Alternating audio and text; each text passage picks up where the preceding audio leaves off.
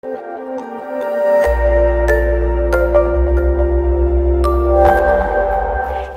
and welcome to Janette's TV and Janette's TV podcast. I am your host, Janette Burke. And today we are going to be talking about the smart home. You know, many of us are still living with COVID, not sure what's happening, if we're going to be able to travel over the holiday season or not. And so we have extra money to throw into our home and make it a more livable space. That includes technology.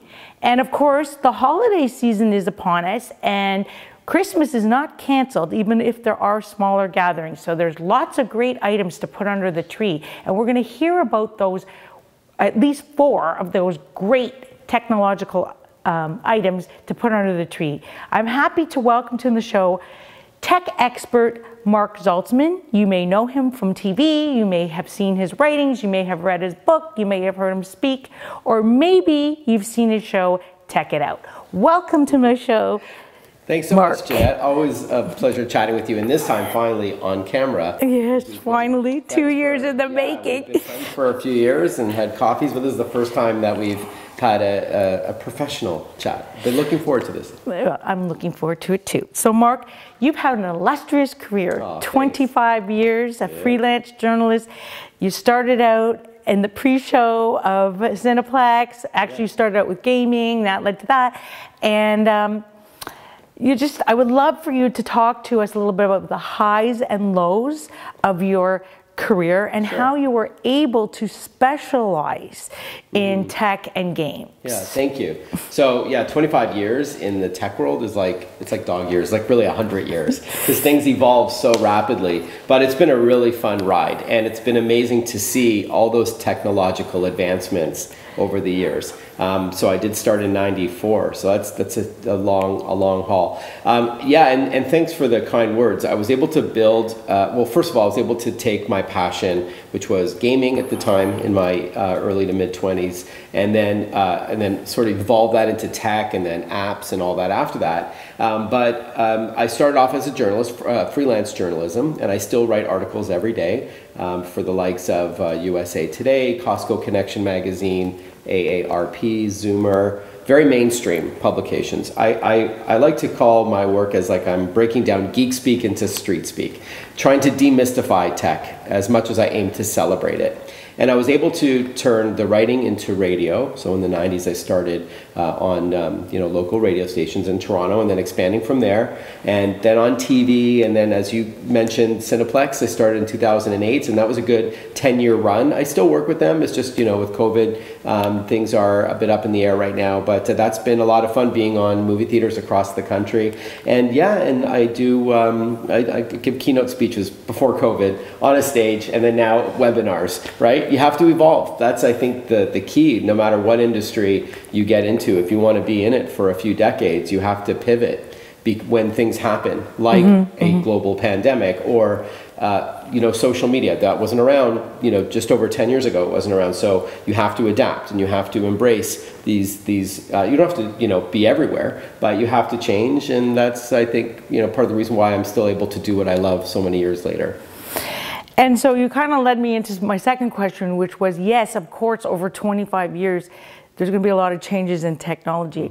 And my question is, what do you have to do to stay on top of all that technology? And is it very difficult for you to be in this type of area in journalism? Yeah, well, you can't take your foot off the gas, because there's always something new, and then it's not unusual for a TV station to reach out and say, hey, can you come on in an hour and talk about this? And I have to know what this is. So yeah, it can be a bit overwhelming. There's a lot of different kinds of tech, right? There's gaming, there's photography, there's smart home, which I know we're going to focus on today. There's automotive tech, there's there's mobility, there's so how do you keep up with it all? So to answer your question, because I genuinely love all kinds of technology, and more importantly, how it can empower us and how it can enrich our lives, both personally and professionally, that I just read a lot. I'm on top of all the publications that are tech related, even though ironically I don't write for them anymore. I write for more mainstream, almost like a translator. I take that techie,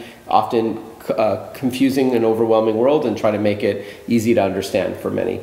So I subscribe to podcasts, I read articles, I'm on Twitter all the time, and of course I'm pitched every day by professional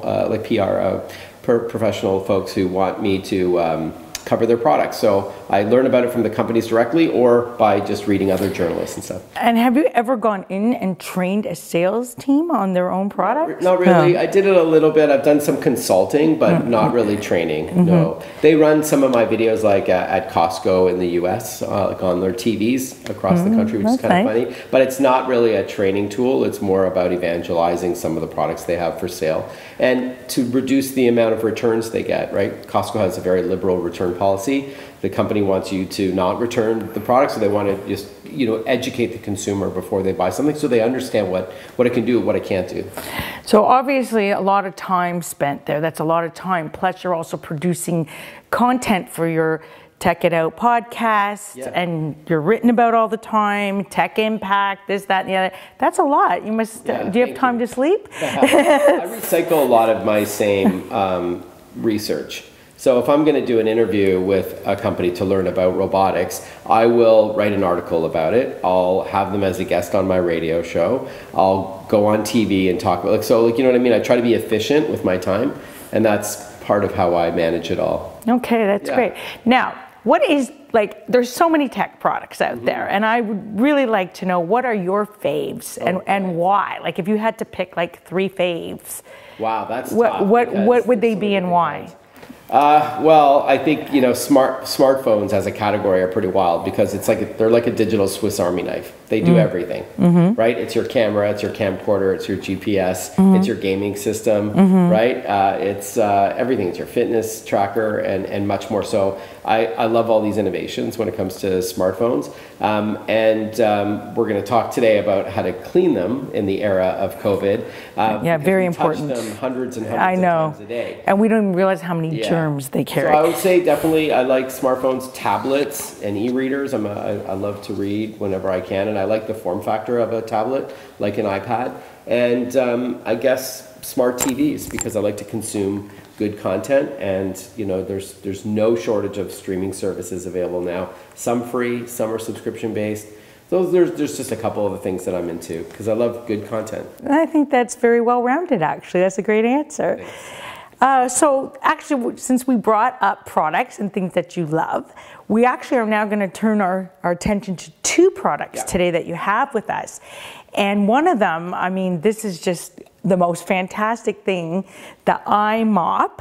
Yeah, so it's from iRobot. iRobot. It's the company that makes the Roomba floor vacuuming robot. So I'm sure a lot of your viewers know about or have a Roomba at home, which is a floor vacuuming robot, right? It does its thing. It autonomously drives around your home, and it will suck up dirt and pet hair and dust and all that. And there's innovations on that side. But this is from the same company, iRobot, and it's called the Brava. That's BRAAVA Jet M6. And this is a floor mopping robot. So it's the same coolest idea. Thing, right? It's a real lifesaver. Can I just say, ladies, I know how it is to be juggling, work, family, home, cleanup, parents, and maybe even homeschooling now. And if you don't have a lot of time, but you really want a clean house, because I know I'm like this myself, I've got to have a clean house.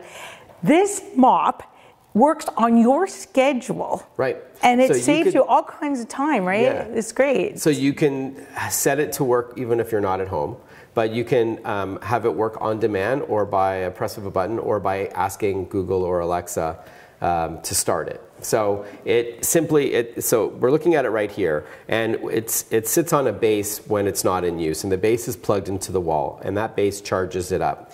Then when you want it to operate, you can do it in 3 different ways. You can press the clean button on top, you can use an app or your voice, as I mentioned, or schedule it. So as I mentioned, you can set it for every day at 10 a.m. and 3 p.m. to clean your home. Then, when it goes out and starts mopping your floors, and it's obviously designed for hard floors like tile, like what we're sitting on now, that was my next question. Hardwood, not carpet, that's for the Roomba. If it detects carpet, it won't go on it. Yeah, so the surfaces have to be like hardwood or marble. Or tile. And if it senses a drop like stairs, it won't go down. And when it's driving around, it's cleaning, and you can do a dry clean, but I have it set right now for a wet clean. I'll turn it over in a moment. And it sprays fluid on the floor and then cleans it with the pad underneath. And there's washable pads and disposable pads, dry and wet. But that wet mode is where you want that deep clean, you want your floors to shine, then it will do its thing. Now here's what's really cool about it. On the app, the Brava app, you can see how it's driving around your home, and it's optimized to do the best clean in the shortest amount of time. But you can then specify the room, like, oh, that's my kitchen, by looking at the overhead view. That's my family room, that's my dining room. And then you can say in the future, hey Brava, by using your smart speaker, only clean my kitchen. And it'll only do the rooms that you specify instead of it just going out and doing your whole floor. That's kind of handy. Yeah, and then when it's detecting that it's running low on battery, it'll drive itself back to the base, charge itself up, and then continue the job. Wow, that's really impressive. Because that was one of my other questions, like, you know, what happens if the battery dies out? It's not done the job yet. If you have a larger home or something. So it'll drive itself back to the base, charge up, and then continue. And then you'll hear a tone, this little song, that tells you that the job is done. And then you can also see it on the app. And you'll also see, again, where it's gone in your home. It's an overhead look of your surface area. It's pretty wild. And here's where it gets really cool. If you have one of the latest Roombas, not all models, but a couple of like the I model, the S model, after your Roomba vacuums the floor, it goes back to the base and sends a wireless signal to the Brava to then mop your floor. So it's like robots working in tandem, you know, without even any human intervention. It gives like a wireless like nod. Okay, it's your turn, buddy. And then it goes and it cleans your floors. So pretty wild. That is something I'm sure a lot of ladies would like to have in their home. Anybody, guys too? I think it's awesome. So time saving and probably pretty cost effective too, because with a device like this working in your home all the time, it really eliminates the need not only to do the cleaning yourself, but if you're hiring out like cleaning services. You could argue that it pays for itself over time. Now look, it's not a vacuum cleaner and a mop in one, it's just the mop. So it's $649 Canadian. Okay, or $4.99 US. And then you do have to buy. There's a couple of things you'll need to buy the pads, as we're going to see, as you see underneath. These are either washable or disposable. You snap these in, and then you also have to add cleaning fluid. So there's a little area in here that you add. So this is where you pour in the cleaning fluid with a bit of water, and then it goes in, you close it, and it does its job. So I would argue that it is cost effective, but it's not, you know, not everybody can afford something like this. It's a nice luxury to have instead of getting on your hands and knees and cleaning. So it's a time saver. You may be able to use that time in a better fashion for you, a more efficient, and, you know, if you're working from home, like you were saying. And if you actually cost it out, it is actually quite affordable if you compare it to what you might have to spend if you're not doing your own cleaning and things like that. It could be quite affordable. My next question is, the fluid, is it hypoallergenic? I'm not sure if it is. I don't know if it's hypoallergenic. It's like a cleaning fluid that you would buy, you add water, and does its thing. But the idea is that it should reduce surfaces, just like the Roomba will clean and remove allergens from you know, things that you have in your floor. And some things we may need to know if we're not, like, I'm not super techie. I'm not really aware of all the technology that I should be, but so, for example, the warranty or something like that, is that worth it to have the warranty, the extended warranty? The general rule of thumb is on any electronics that you buy, you don't need to buy an extended warranty. Okay. That's what Consumer Report says. That's what several other places say. With the exception of tech that you carry around with you a lot, because then it's more vulnerable to damage, you know, by dropping it and cracking it and breaking it, like a phone. Generally speaking, if a big box store tells you that you need an extended warranty, the general rule of thumb is that you don't need one. Okay. Yeah. No, but you get 1 year usually. Right. And so what do, like, some of us need to know that we haven't already talked about, like things we really need to know about these products that, you know, maybe aren't like all the fluff and stuff, but like the real things we really need to know. Having used it certainly over COVID for the last 6 months, that it does a great job. You know, again, you can set it and it drives around your home, and it goes back to the base, and that's it. So I mean, it's there's no real there's no tips and tricks that I can recommend or any sort of behind the scenes stuff. It does what it advertises, and I think it's a great product, and I can't wait to see how it evolves over the years as well. Okay. Yeah. It sounds pretty cool. Okay, let's move on to the next product, which we're going to go for next. So these are similar. They're the same family. These are two products from a company called Homedics, and they're called the UV Clean phone sanitizer. Okay, now one of them is up for grabs in this episode as a giveaway. So I think it's worth $79. That's right, yeah, that's the smaller pouch here. So the UV phone sanitizer, as the name suggests, will sanitize your smartphone. So it gets rid of bacteria and viruses and other things that can live on the surface, including coronavirus can live on surfaces allegedly up to 4 days. So the idea is that it uses ultraviolet light to zap your phone clean. You want to put your smartphone in, press the button on the outside, and it gives it about 20 seconds. It'll clean your phone. It'll sterilize it using ultraviolet light. Has been scientifically proven to sterilize it. Then you flip it around and you do it again on the back, and you're good to go for a while. So it can do about 70 on one charge, 70 cleans. Presses. That's great. Yeah, and then there's a little charging port right there. So you plug that into the wall or into a computer to charge itself up when not in use. But it can even fit larger phones, as you can see. So that's like the iPhone 11. It's a larger phone, and you can even pop it up, and you know, if you need to, and have it do its thing, right? Oh, so that's very interesting. Yeah.